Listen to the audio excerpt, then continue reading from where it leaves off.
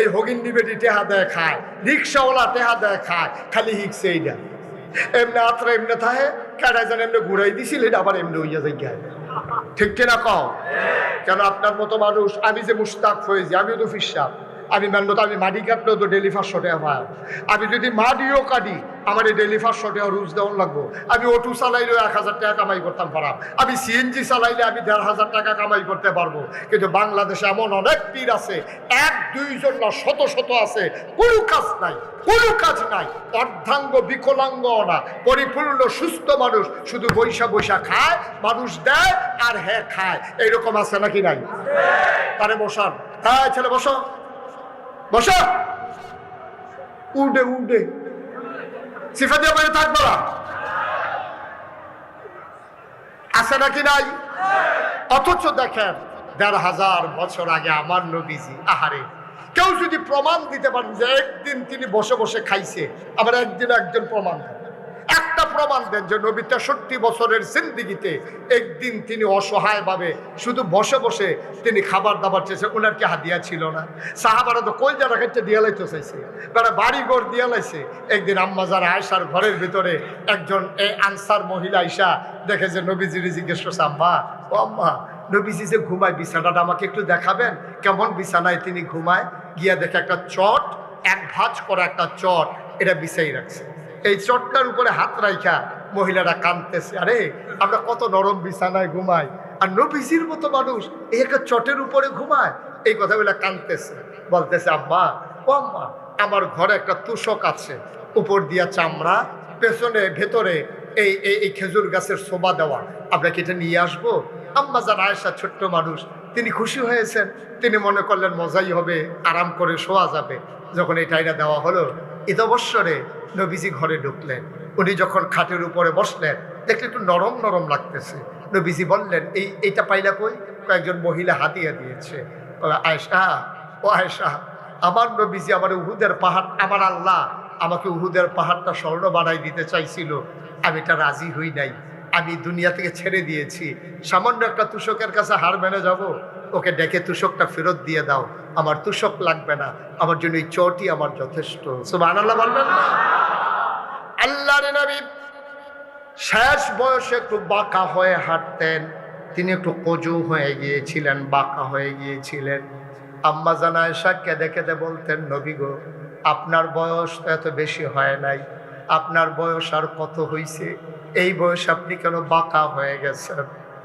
আল্লাহর নবী চোখের পানি ছেড়ে দিলেন, ডাক দেয়া, আয়েশা, ও আয়েশা, তোমাকে বলা হয় নাই খন্দকের যুদ্ধের সময় আমাকে যখন সালমান ফার্সি পরামর্শ দিল যে মদিনার চতুর্পাশ দিয়ে একটা খাল খনন করেন যেন কাফেররা আমাদেরকে আক্রমণ করতে না পারে? আয়েশা গো, ও আয়েশা, খাল খনন করতে গিয়ে আমার সাহাবারা সবাই মাটি কাটতেছিল, পাথর উঠাইতেছিল, বড় একটা পাথর পড়ে গেল, এটা কোনোভাবেই উঠানো যাচ্ছিল না।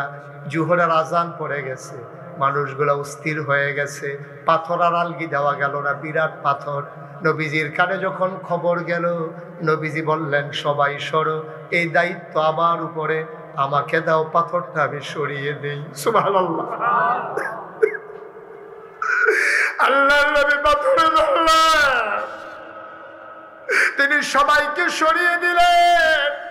আল্লাহর নবী পাথর ধরে যেই টান মেরেছেন, রগের ভিতরে টান পড়েছে, কোমরের ভিতরে তিনি ব্যথা পেয়ে ফেললেন। তিনি আস্তে করে সোজা হয়ে দাঁড়াতে গেলেন, একটু বাঁকা হয়ে গেলেন।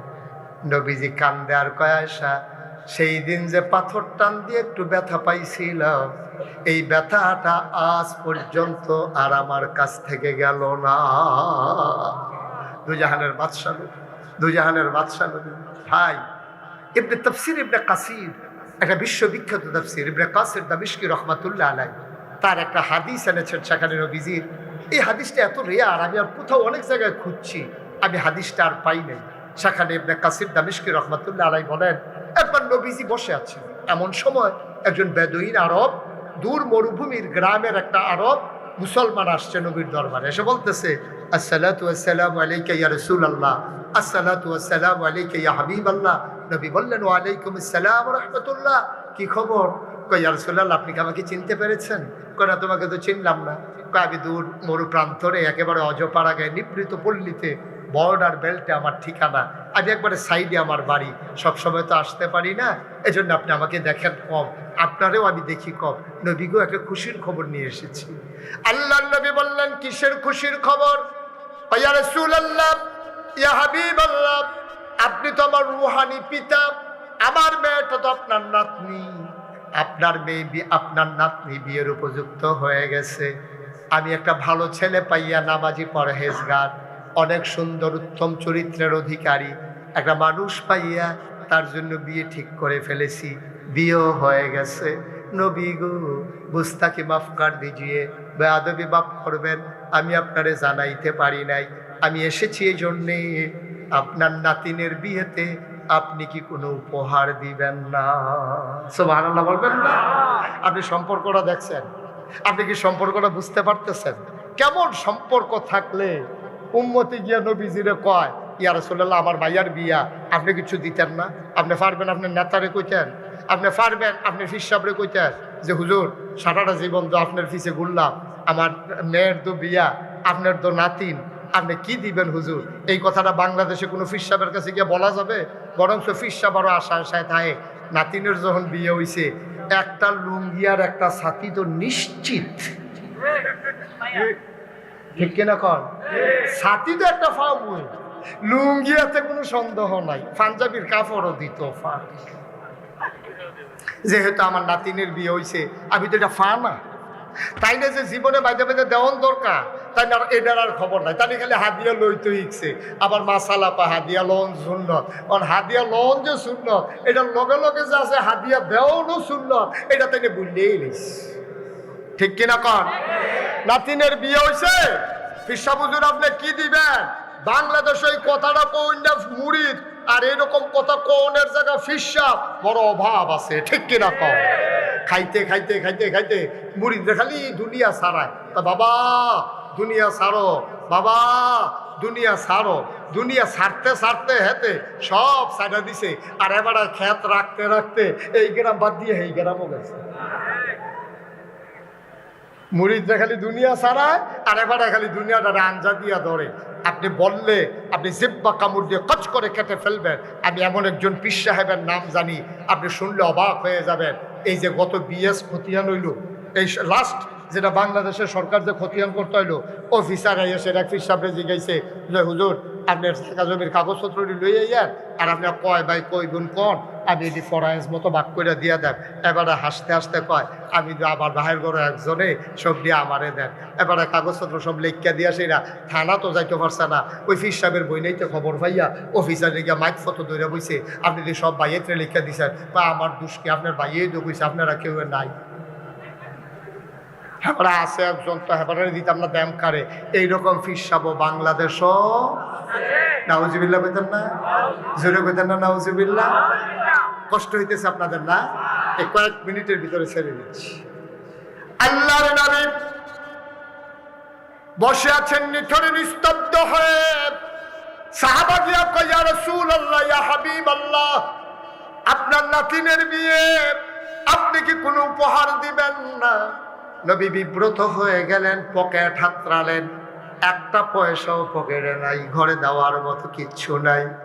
নবী এত লজ্জা পাইলেন, চেহারাটা লাল হয়ে গেল, চোখের কোণায় পানি জমে গেল। নবী থেমে যাওয়ার মানুষ না। নবী বললেন সাহাবা আমার, আগামীকালকে সকাল 11টার দিকে তুমি আইসো, যদি আমি দরজা বন্ধ করে আরাম ফরমাই, তোমার সাথে আমার গোপন সংকেত, তুমি দরজায় ধরে নাড়া দেবা, শিকলে ধরে 3 বার নক করবা, আমি বুঝবো তুমি এসেছো, তোমাকে অনুমতি দেওয়া হলো, আমি এটাকে বেয়াদবি মনে করব না। এই কথা বলে চলে গেলেন সাহাবা। যাওয়ার পথে নবী বললেন ছোট্ট একটা শিশি আনবা, একটা কাঠি আনবা। শিশি আর কাঠি নিয়ে সাহাবা আসলেন। পরের দিন নবী দরজা বন্ধ করে ঘুমিয়ে আছেন। আস্তে করে 3 বার নাড়া দিলেন, সালাম দিলেন, আসসালাতু আসসালামু আলাইকা ইয়া রাসূলুল্লাহ আসসালাতু ওয়াসসালামু আলাইকা ইয়া হাবিবাল্লাহ। দরজা খুলে দিলেন নবীজি। আহলান সাহলান মারহাবা, মোস্ট ওয়েলকাম, আমার ঘরে তোমারে স্বাগতম। সাহাবা ভিতরে ঢুকলেন। নবীজি বললেন শিশি আনছো নাকি? কই জি ইয়া রাসূলুল্লাহ, শিশি এনেছি।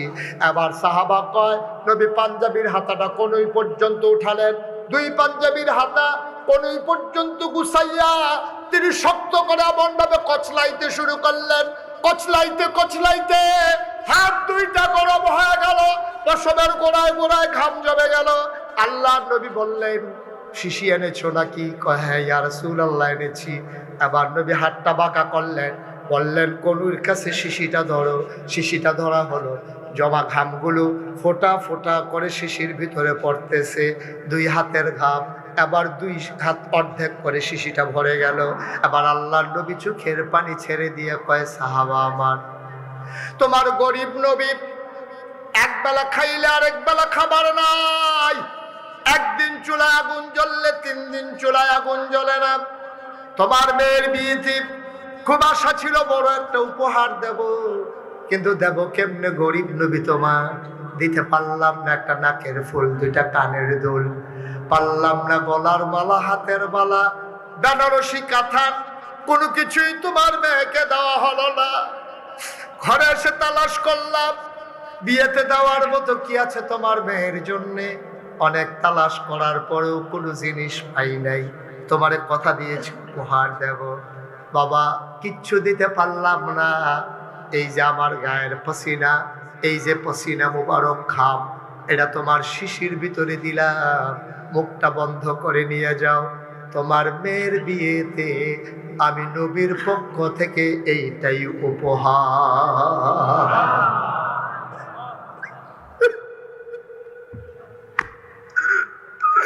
কি নবী আমার, এই নবী তোমার আমার নবী, কলিজার ভিতরে মায়ায় ভরা। আল্লাহ কোরআনুল কারীমে কত সুন্দর করে ওয়াজ করে দিলেন, ফাবিমা রাহমাতিন মিনাল্লাহ, ফাবিমা রাহমাতিন মিনাল্লাহি লিনতা লাহুম ওয়ালাউ কুনতা ফাজ্জান গালিযাল কলব লানফাদ্দু মিন হাওলিক ফাআফু আনহুম واستغفر لهم وشاورهم في الأمر فإذا عزمت فتوكل على الله إن الله يحب المتوكلين। বল যারা ভরা নবীর মায়া, দুনিয়ার মানুষের জন্য, সমস্ত প্রাণীর জন্য মায়ার মায়া। এই নবী বিয়েতে কিচ্ছু দিতে পারলেন না। নিজের গা থেকে ঘাম মুবারক বার করে, এক শিশি ঘাম ওই ওবাদুইন আরবের হাতের ভিতরে দিয়ে কই এইটাই তোমার মেয়ের বিয়েতে উপহার।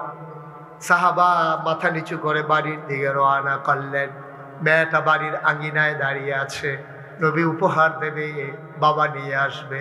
ছোট্ট মেয়ে, একেবারে কিশোরী মেয়ে, মেয়েটার মনে বড় আনন্দ, নিশ্চয়ই নবী ভালো একটা উপহার দেবে।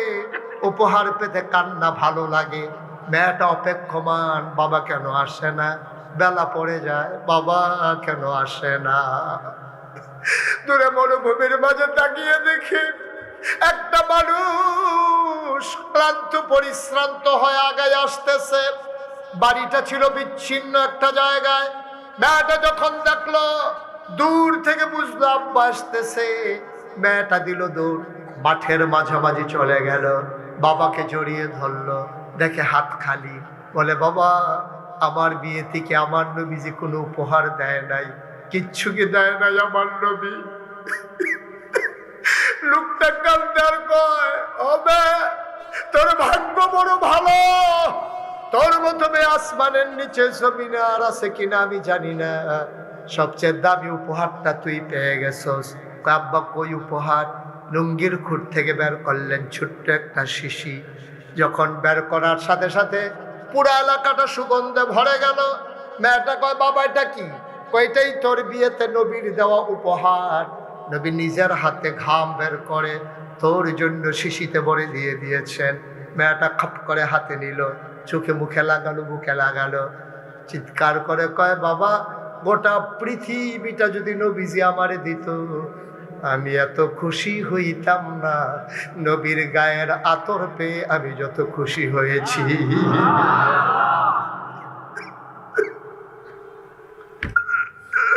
ও চাঁদিনা মুসলমান, ও এলাকার মুসলমান, মুশতাক ফয়েজী যদি কোনোদিন এই ময়দানে আর না আসে, কোনোদিন যদি তোমাদেরকে না ডাকে, মনে রাখবা আমি এসেছিলাম, মনে রাখবা কথা কয়টা বলে গেলাম। আমার দেশে রাজনৈতিক নেতা বলো, পীর মাশায়েখ বলো, ব্যবসায়ী বলো, পুঁজিপতি বলো, সবাই যার যার স্বার্থে ইসলামকে ব্যবহার করেছে। খুব কম মানুষ আছে ইসলামের মতো নিজেকে সাজিয়েছে, এই রকম মানুষের সংখ্যা বড়ই কম।